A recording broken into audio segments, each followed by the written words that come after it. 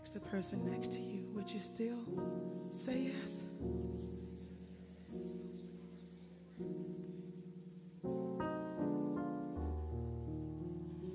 Will your heart and soul say yes? Good evening, everyone.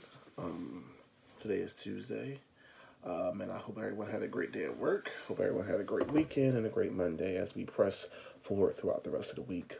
I want to talk to you today about a few things, but I want to first start off with a testimony that may help someone else.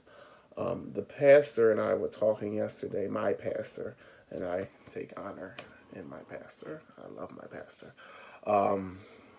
Pastor Marvin T. McFarland, that is, 6301 Elmwood Avenue in Philadelphia, PA, 19142 in the southwest section of Philadelphia. He's the overseer, pastor, and he is like the best genuine person. We have conversation every week, once a week, one-on-one, because what other person should I go to than my pastor to help me get through some of the situations that I struggle with day to day. So we talked about, I always talk about my testimony inside my sessions with my pastor, and we always bring it up. And I always look at it from a lot of point of views.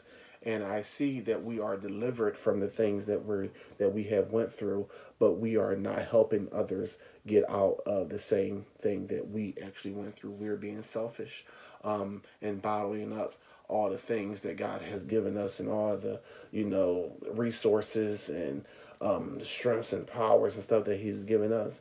And we seal that bottle up, and we no longer unscrew that cap to pour that into somebody else's life, which causes other people to fail, because your deliverance, helps somebody else that's going through the same thing. God did not deliver you and bring you out of situations just so you can just stay there and be selfish and get it all for yourself and not pour into somebody else's life. That's not what God intended for it to happen, and He's not going to let it end that way. He will make sure that you go out and speak the gospel, whether you like it or not. So I had to speak, and I speak on it all the time to different people, whether it's a female or a male, because what I went through doesn't have to necessarily mean that what I particularly went through cannot help somebody else if they went through something a slight bit different or the opposite of what I went through.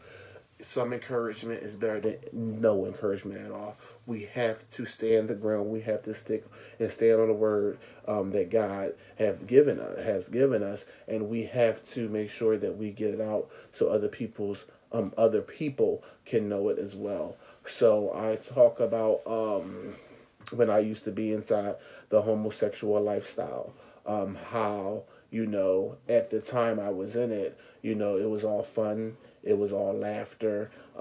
It was all, I get what I want. If you get what you want, that's on you. I know I got what I want. I'm being selfish. I'm going to move on to the next person. I'm out partying. I'm out drinking. I'm doing what I want.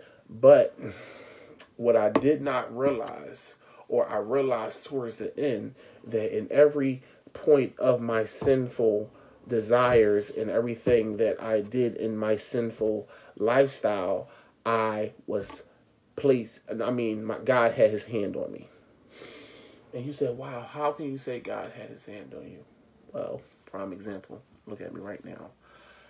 In a million years, I wouldn't have thought that I will be at the place where I am. Yeah, I went to church while I was in my sin. Yeah, I read the word while I was in my sin. Yeah, I encouraged other people while I was in my sin, but I did not intake what I was giving people. What I poured into somebody else's life, I did not intake that. But then when I had to do a self-evaluation and intake the things that I was pouring into somebody else's life, and I actually opened up and allowed God to pour into my life the way that He wanted me to, I became free. So when when you open up and you allow God to pour in, that means some things have to come out. You can't have God pour it into you, and you got all this other stuff tangled up in your spirits, you know. So what I say is, I go to a church, Christ International Community Church, and I've been going to that church for about 10 years. Back before my pastor was even the pastor, before he was even the pastor over it, I was going to that church. But when he came and I was starting up ministry, I started doing the mime dance ministry. I'm the mime dance director over Atmosphere Setters. I still was in my sin. I ministered, and then I was sinning. I just, teaching the kids songs and dances. I was living in my sin. I was coming to church every Sunday. I was living in my sin. But pastor, he never, he never looked at me different. And those who know me know how I used to dress and how I used to look. And it's not always about the outside appearance. It's not always about the outside appearance. Sorry, my phone just gave me notifications about to die.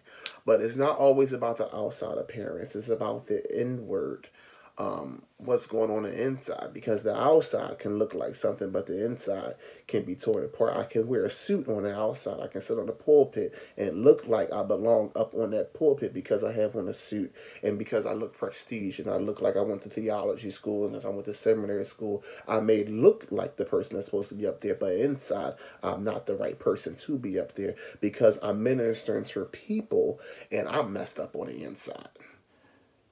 So when I'm going to confront a demon cannot flee because a demon can't come in contact with the same demon. It's going to be an attack. So you have to make sure that you're fully delivered and ready to confront another person that's going through what you so-called say that you're not going through. You can't cast them demons out. So, and with that being said, I still am the director over the Mime Dance Ministry. But the pastor never sat me down, although all the church members wanted me to sit down because Jaza had his hair, because Jaza wore his jewelry, because Jaza had on tight clothes. It's because Jaza did this, did that. And they didn't think I was best fit for the position, or they think I was not supposed to be seen in front of the church. So what happened was people started leaving the church. And what my pastor said, I'm not going to tell Jaza to leave the church. I'm not going to tell Jaza to stop doing ministry because it's a certain assignment and there's a certain pathway that God has set up for Jaza, and it's not up for him. I'm pointing to him. I'm pointing to myself. Act like I'm him, but it's nothing that I can do to change Jaza's mind, but continue to pour into his life and preach the word. So God may have something set up in a way that we don't know that's going to lead Jaza to his deliverance. And that's what he stuck by. He said, the only thing I'm going to love him. I'm going to treat him with love and compassion, just like God treated me when not saying that he was in the lifestyle I was in, but when he went through everybody have a backsliding sinful days that they was in before they became, in Christ. It's called before Christ days. Everybody have a past. Whether it was the past that I was in homosexual lifestyle. I was, nasty attitudes, petty. I was petty. Anything that you can list, I was that. Some things, but pretty much. So, excuse me, I'm sorry. So I stayed at the church. Although people did not want me there, I stayed. I stayed grounded. I stayed grounded in where God wanted me to be. He did not tell me to move. So, excuse me.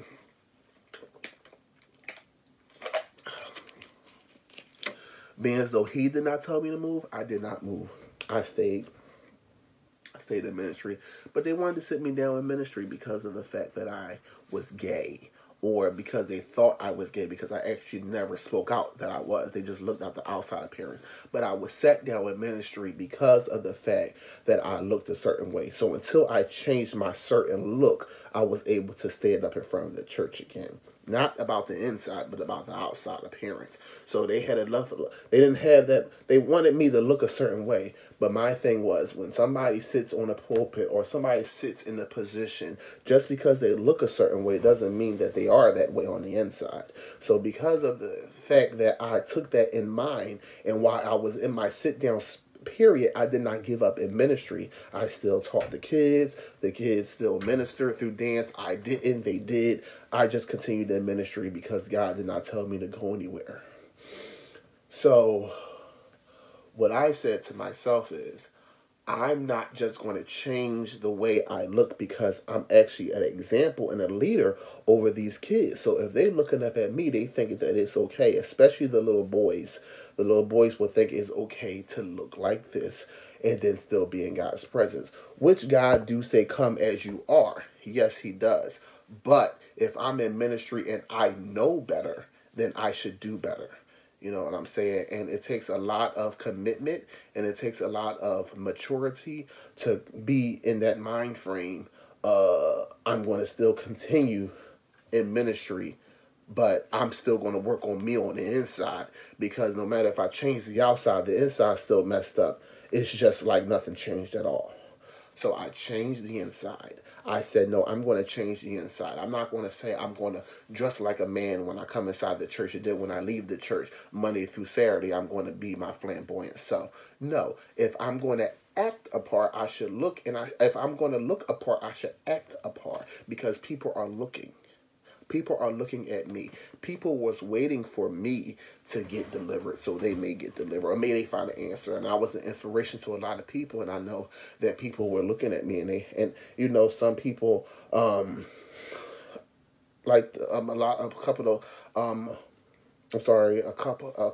of prophetess, you know, said that people are looking to walk in your footsteps, and you can't lead them while you're in this state. But you're not going to die in this state, but you have to leave the state. So I said, okay, Josh, you got to work on you. In the mix of that, I allowed someone to come in and destroy my life completely. To not even, because I wasn't listening to what God was telling me to do. I was listening, but then I was straddling the fence. So I was in and I was out. So I was in the water and then I was out the water. Look, you can't be lukewarm when you're doing the work of the Lord. You have to be in it and all in it. So I was in church, and then I would go home and be with someone that was destroying me mentally, because I was allowing him and what he was doing to destroy what God was doing in my life. So I let him come in my life in a vulnerable moment, and not knowing that God was taking away. He took away my house. He was taking away my vehicle, you know, but he still had his hand on me. He didn't take away my apartment until after I got out of it. And not even that he took our apartment. I was out of work January of 2015, I believe, 16. 2015 or 16. I was out of work. And when I was out of work, I allowed someone to come into my life. And when I allowed that person to come into my life, they was in my life, for a 6-period time span. So in those 6 months, I would go everywhere they wanted to go. It was all about them. They came into my life one day, the same, time where I got fired and I needed someone, and I thought I needed someone to fill the void, of me losing my job, or filling the void of me trying to be loved, because I always had the mind frame that I would never be in a relationship no more, because nobody seems to love Joseph for Joseph. So I went looking for love in the wrong places. So, not knowing the whole time that this spirit, which was that guy, he was preying on me, the PREY, and seeing the things that I must have had on Facebook and stuff. And, and he wanted to be a part of that because he knows how to manipulate. And the devil always sends someone to try to manipulate you, to make you seem like what they bring is right and what he brings is wrong, meaning him, God. So we get so caught up in the moment and we don't even see what's going on. But God was trying to warn us this whole time before we got in it, that I'm trying to change your mind, and I'm trying to get you out of where you've been. But because you're not paying attention, let me put you through it. Go ahead. Do what you're going to do. So that's what I did. I stayed in it for about 6 months. It was hell. I was cheated on. I allowed somebody to come in and make me uncomfortable in my own space. I was angry. I was bitter. You know, I was smiling when I was hurting on the inside. I lost touch with reality. I lost touch with earth. And people did not know what was wrong with Johnson because everybody knew Johnson being this independent, strong person who gives life to everybody. But yet, I'm the one who needed the life poured back into me. So, God took me through that period and to a point where I just got fed up. I got fed up. I got fed up with people. I got fed up with this guy. And I said, this is it, Lord. I don't want to be this way no more. If this is what it is that needs to come out, Lord, I need to let it go. It's not about the fulfillment of what they're enjoying. He was just around because during the whole 6 months period, nothing even happened intimately or sexually. I was being destroyed and not even being what I thought was going to be fulfilling. I wasn't even receiving that. So I'm like, okay, Lord, something got to go. So one night I called my best friend. I called my best friend Carolyn, and I called her. She was on the phone. I was on the phone crying with her. I was crying, and I'm like, Lord, I said, Carolyn, I'm just going to pack all his stuff up, and I'm going to send it to his grandmother's house. She said, you got to do what you got to do. I was going to pack it up in my truck, and I was going to send it to his grandmother's house, and I was going to be done with him. As soon as I hung up the phone with him, an hour later, he comes walking in the house because I was ignoring his phone calls because I was not, when I get done, when Johnson gets done, he's done. So I was done. I was done. I was done with the situation. As soon as they came in, it was a fight from there. It was fist fighting. I threw irons. I threw frying pans. I threw bags. It was crazy. But he damaged my apartment. He put grease everywhere. He put holes in my walls. It was just ridiculous. He cut my... It was living hell. I felt like I went through a traumatic divorce. That's what I felt like. But we had to realize that when we allow someone to have control of us, we create what we call a soul tie. And we so wrapped up in that soul tie, it's hard to release unless you want to release it. So yes, you have to divorce it from your body. Whether we was at the altar or not, they had to be divorced from me. So I had to go through that season of divorce. So when I went through that season of divorce, God was saying, do you get my attention now? But let me say something, because I skipped the part. Right before that day, a week before, I took oil. And I carried oil, and I prayed over, and I went around my whole house, my whole apartment. And I said, Lord, whatever's in this house, it got to go. It got to go. It got to go. It got to go. It got to leave here. Rejection, get out. Abandonment, get out. Love that don't love back, you got to go. You got to get out.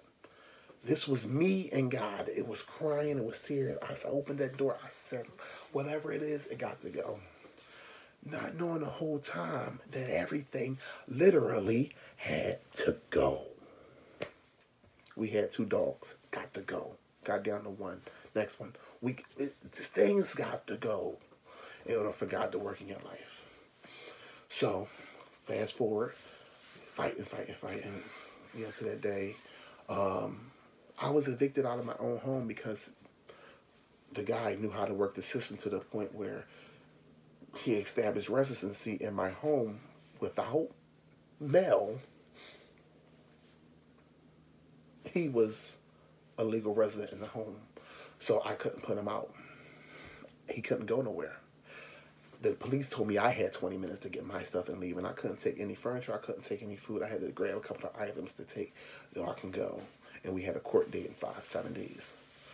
So I went to court. The judge said, okay, I'm going to grant you can go back in, but he still has a restraining order against you, meaning you can't touch him, but he's going to stay in that same house. I said, Lord, this is a test. I know me. I know I can't stay in the house with him. I'm going to go to jail. I went around to the the 60th and Girard Police District, and I said, lock me up because I'm going to murder someone. That's what I was at. I said, I'm going to murder someone. You need. They said, go around there and do what you have to do. They denied me. I had to find a way until they actually came around there and they had to get him out of here. He came back and got me out of there. So I was staying with my mom, and thank God that, my mom allowed me to stay with her. So I was staying with my mom, and I stayed with her for about 2 or 3 months. Because I was not living inside that house while he was in there. It just was not happening. I wasn't doing that. Anybody know, why would you stay somewhere where you know it's going to cause you your sanity? I'm not doing it. So God had to take me through that period. He said, okay, I'm testing you. Let me see where you're going to go with this. So I stayed. So every time I kept going to the apartment, we was cleaning up. My family cleaned up to the point where he said he was leaving. Told my mom, because we never communicated. After March 20th, me and him never shared any words at all, ever. May 20th, that was it. That was the day that it went down, boom, boom, boom. I tore him up. That was it. And it got to a point where, it was communication through him and my mom. So he told my mom that he found a place. But being as though legally he knew that he still had the right to be in my apartment because legally he was able to. So he said he had somewhere to go, but he wanted to torment my life and make my life a living hell because he still had access to get in. So if I change the locks, he's able to kick the door down and he won't get in trouble for it because he's still a legal resident there. So I was going through all that. And I'm telling you, this was back and forth for about a month. Now, to the point where I came back home, me and my sister, Loop, we came back to the house. And we threw everything out the house. But before that happened, I went to the house. And before our first court day, I went back to the house because it was hot. And I needed some shorts. I went back to the house and got some shorts. When I got some shorts, my bedroom door was closed. I went around to the police station first. When I went around to the police station, they said, I said, I need somebody to escort me to my apartment because I need someone there has a restraining order against me. I was sat around there for 45 minutes. Now, my house is right here on 60th. The police station is right there on 61st. Like, literally, a walking distance around the corner. They would not. So I went around there. I didn't see his car outside, so I went into the apartment. He parked his car around the corner so nobody could know that he was in the house. My bedroom door was closed. I'm like, why is my bedroom door closed? Mind you, the apartment is tore up. I opened my door. I cut the light on. He's in the bedroom with somebody he cheated on me back on in February. Okay. I saw the knife right there. I saw him. I cut the light on. And he had to ask me, what am I doing here? When I tell you, it was only God himself that held me in that moment. Because anybody know, or I know anybody in the situation, he probably wouldn't have walked out of there. He wouldn't have. I was going to go off. But I don't know what the Lord had some type of shield of protection over me or something. And I went over, I grabbed my shorts and I walked back out and I said, call the cops. So I got in the car, I ran around there, I got my cousin. I said, cousin, go in there and tear him up. He ready. He went in there. He like, yeah, we about to do this. I went to go drop him off. By the time I got around there, cops was going around the block and whatever. So I said, come on, we're going to go. Because I was just so angry you had somebody else in my bed. Okay. So, court dates pop up. Same stuff. Then I got a restraining order on him. He got it amended. It was just a whole big deal. I'm telling you, I went through it from March 20th all the way up to June 30th. Until June 30th, everything was clean and thrown away. And I was able to live my life, and he was able to go his separate ways. And it seemed like in the courtroom, he looked like a little down, like I wanted to get back to where he was at. And I'm like, Your Honor, I just want to be done and get back to my life. This is not me. I don't do court. I don't do drama. This is not me. This is not who I am. I don't come down here. This is not who I am. So he let it go. Everything went or whatever. So After that, I knew right there that it was time for me to stop. That was my breaking point. Lord, I want it out of me. Even though, even in that same month, in the month of July, I tried to tap into something that I was tapped into a couple of years before that, somebody else, and God would not allow it to happen. Because he said, no, you're not about to go back where you came from. So God, I said, God, I want it gone. I want it out. I want it completely out. And to the point where it was like, okay, son, if you want to, I need you to leave it at this altar, and I really need you to walk away from it and not to turn back to it. And from that moment, I went to take it to that altar, and I turned away from it to never go back to it. And I will not, till this day, I have not walked back into that dead area of my life. That's not who God wanted me to be, because he has so much plan and purpose for my life to help an individual that may be going through the same thing. Yes, I was out there looking for love in the wrong places because I've been rejected my entire life. I never had a father figure to tell me that he loved me, so I was looking for love in other men. And being as though I was touched as a child, right? Touched as a child. And not even saying love me, I was only going into what I was introduced to.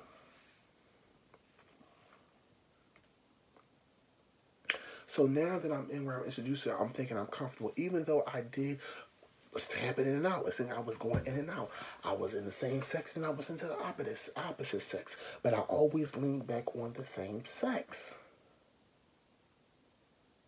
But the church, the people, some family, even friends, looked at Jaza as no, he's not like us. And some others thought I was just the life of their world. But a lot of people did not show me the love and compassion that God showed them while they was in their season. They was holding on, keeping it to themselves because they said, no, there's no way that I'm going to give it to him. Because some people are intimidated by your anointing even while you're in your sin. People can still see your anointing. So they won't try to work on and help you. They will try to do everything to not help you. They wanted me out that church. And being as though they wanted me out there, God said, no, you're going to stay right here. Sit down, second row. Listen. Listen to what I have to say. I placed this pastor over you for a reason. A pastor of love and compassion. And he's going to love you wholeheartedly. And he's going to make sure that you seek who he was seeking in his time of despair. That's what I did. I stayed planted and stayed rooted. And as the months went on, as the years went on, God has successfully delivered. And I kept elevating. So then my problem was, it came to a situation where, okay, Lord, now that I'm out of that, who's going to love someone who went through that? Who's going to love someone who used to be in that lifestyle? Will there ever be anybody for me?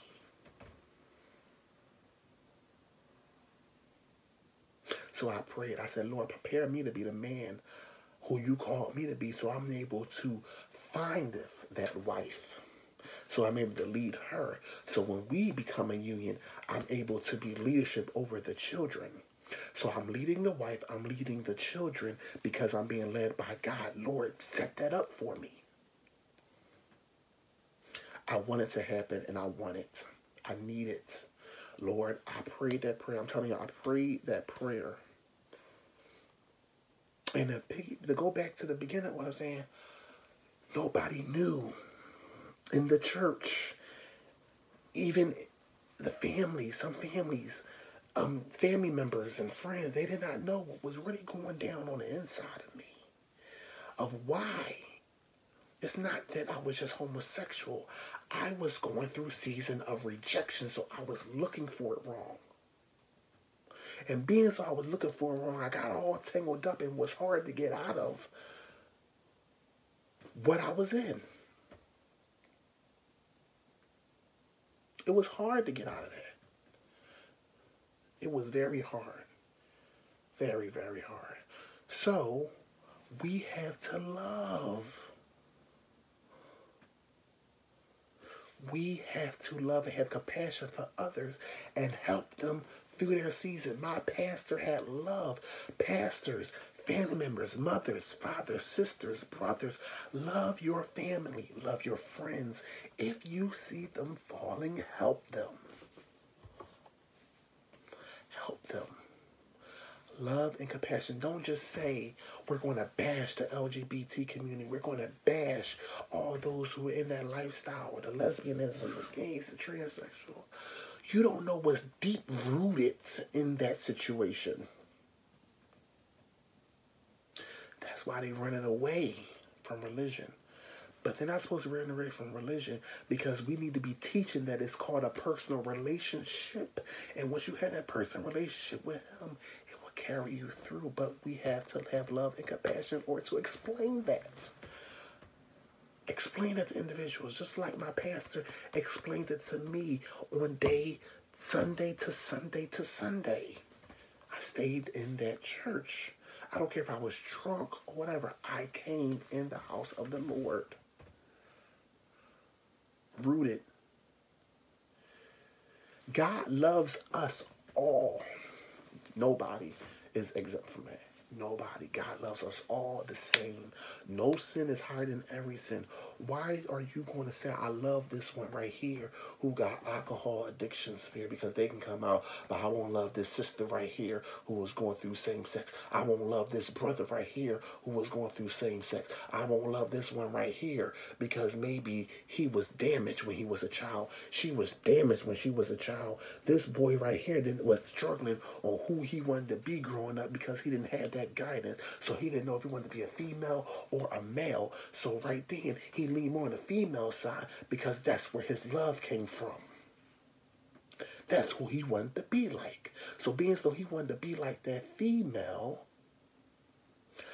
the men who watched it cannot get mad and then they say they're homophobic. You have an issue.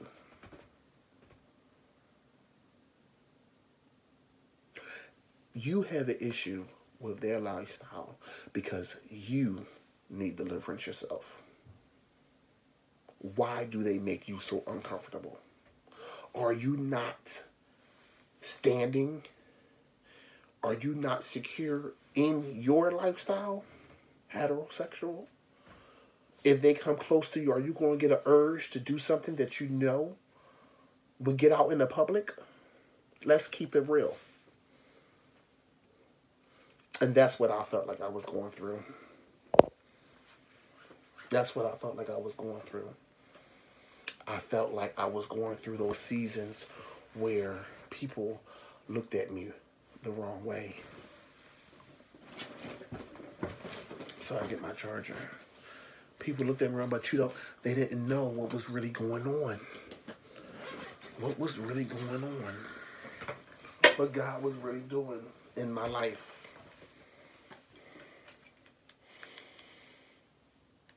So, my thing here, I'm saying to everyone, God loves us all.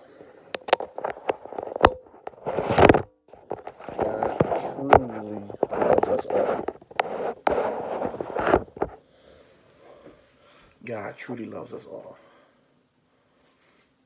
And because he loves us, we can be free. Free from all sin.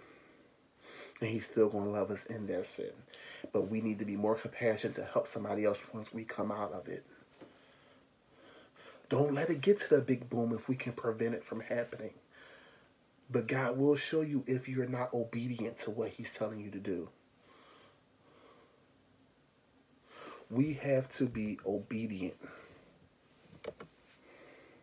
We have to be obedient to where God's telling us to do. So, to fast forward to my story, I'm going to sum it up. I said, Lord, find me someone. Find me somebody. Lord, Lord, prepare me. Prepare me. Prepare me. He gave me a job. He said, I'm going to start you off part-time to build your way back up. Okay, Lord. Thank you. Came part-time. I worked part-time for a year. When I worked part-time for a year, then he moved me up to full-time. Agency, not guaranteed. He said, okay, son, I see that you're consistent in your behavior and obeying what I have to say to you and what I want you to do. Okay. He moved me again.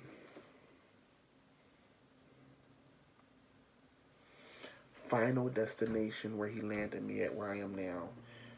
Before, while I was in my full-time stage, he sent me a beautiful young lady. And the way we met was inside of a restaurant, I'm going to say. Not even a restaurant. It was like a little after-hour spot we was there. And, we met, but it was something different about this individual. We prayed outside of the party at like 3 o'clock in the morning. Like, who does that, has a prayer circle? And we started talking about God and what God is doing in our lives.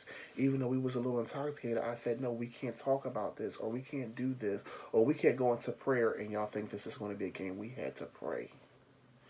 And the way God sent it, I said, God, you had to literally send somebody right in front of my face. And he sent me this lady right in front of my face, this beautiful individual right in front of my face.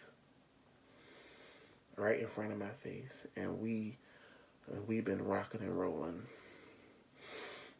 It was been bumps, it been bruises, and we had some life lessons, but God has taken us somewhere. We have a story.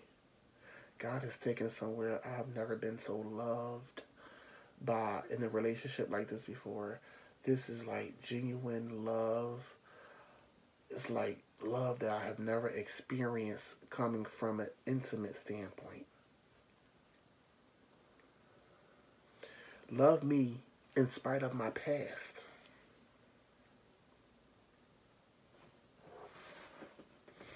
And because she loved me in spite of my past, we're able to make it through with no lies. Everything's out in the open. I know things about her. She knows things about me. Yes, we slipped up a couple of times into some activity that we were supposed to be involved in. But God sets us back to show us what's coming up in the future, to prepare us in our hearts and minds and spirits. And that's where we are. God is preparing us for each other. And we're obedient. We're being obedient. And it's not as easy as some people may think it is, but, people think it's just so easy. And, they got all these different, teachings and stuff out here to make you think it's easy. It's not easy. Let's keep it 100. Let's keep it real. You're going to fall into some bumps and bruises, but how long are you going to stay there? Are you going to get up and do what God told you to do, or are you just going to continue to be in it and just keep making excuses for it? Somebody needs to make a change, and that's where it was with it. So God had to put her in my life. God put her in my life, and she put her in my life. He put her in my life, and how you say it? He put her in my life, and he put me in her life. And we had so many confirmation messages about just us. And if we've been seeking God, we've been counseling. I've been going to my individual counseling. She's been going to her individual counseling. We came together on a couple of counseling sessions. And, I'm able to love her through her pain, not just because I want to see somebody perfect. I want to see, I see the pain and I love her past that.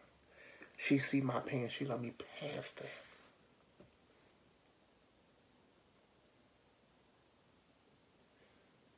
I'm able to lead and guide her in love.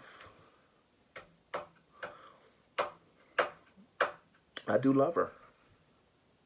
And I thank God that he prepared me for her. Because if I have not went through them seasons and them years of being single and God preparing me, I would not have ran into her. And God showed me throughout this whole relationship, every time something happened, he said, don't leave. Even for her, we always stayed no matter what went on. It was nothing too hard that God couldn't fix it. Something just said stay. Not because of self, because he wanted it. I look from direction from God. I don't care about what parents say. I don't care about what friends say. I don't care about family say. I look for God's approval. And if God said this is what it's supposed to be, that's what it's going to be. And everything else is going to have to fall in line when it comes to that point.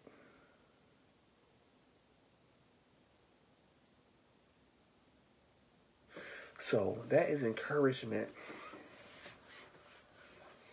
That is encouragement for people out here who I used to be, that God can and he will. And the people that went through it need to show love and compassion so they can help people transition into where God wants them to be. It starts with us. It starts with us. It starts with us. I can't wait to see what's happening next. God, I know you about to blow our mind. Blow our mind. It's projects coming up. It's miracles and blessings taking place. It's blessing after blessing. You know, I'm in a position where I'm a director at a over in the medical records department at my job. I'm looking to get into new, doors that God has opened for me. I'm not going to just, say them just yet, because I wait until I get in to talk about it. Because you can mess it up, because people can pray over it, P-R-E-Y. So you have to be careful of the things that God has for you, speaking on it, because, some people can kind of, go in and speak against it. So you have to be very careful. So when it comes to pass, which I know it is, I'll be able to share that with you. But, God is doing a great work. Love and compassion. You don't have to always stay in your mess. Come out of it, no matter what it is. Don't put no sin higher than other sin. Sin is sin, and it's time to get out of it. This is a war we're going through, and God is coming back. And when he comes back, I want to be called up to meet him in the air, and you should want to be too. Yes, he still loves you. He don't love the spirit that captivated your mind, body, soul, but he loves you. And that spirit can be released. But you have to want it. You have to want that spirit to be released. There's no point in saying I wanted to release because it sounds good. You have to want it. So I love you. I love you. And if anyone needs to talk to Jaza, don't hesitate. I'm never too big and high-minded to talk. Ask people. I talk to people all the time. It's not for form of fashion, money, or publicity. This is about God's work. And I hope, I pray that we get on one accord and do what God told us to do. God is going to blow our minds. He's going to blow our minds. The seasons that I had to go through to get to where I am now,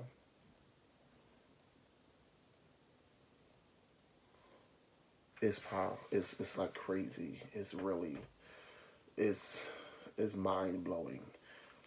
Looking back, and I know you've seen some pictures in the beginning of this video, and I'm going to put some pictures at the end of this video to show you that God can,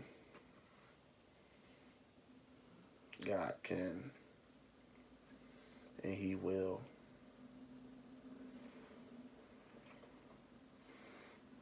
I love you. Hope you have a good day. Let's get ready for our Wednesday. Wednesday is tomorrow. And Thursday, Friday is prepare for our weekend. I hope we get some snow this weekend. So let's prepare our hearts and minds for it. Because if you're in healthcare like me, they say we have to be there. So I don't see what record I'm going to be doing inside the snow. But they want me there. I have to be there. So hope everyone have, excuse me, a blessed evening. And remember, help somebody else come out of what what you went through, or what you want, or what you going through, or, you know, however God wanted it to be, you know, just do it. Do it genuinely with compassion and love. And you can end up on the other side. I'm here to encourage you and inspire you to keep going. Come on out. It's time. Love you. Say yes. Say I'll obey Jesus. I won't stray, Jesus. But this time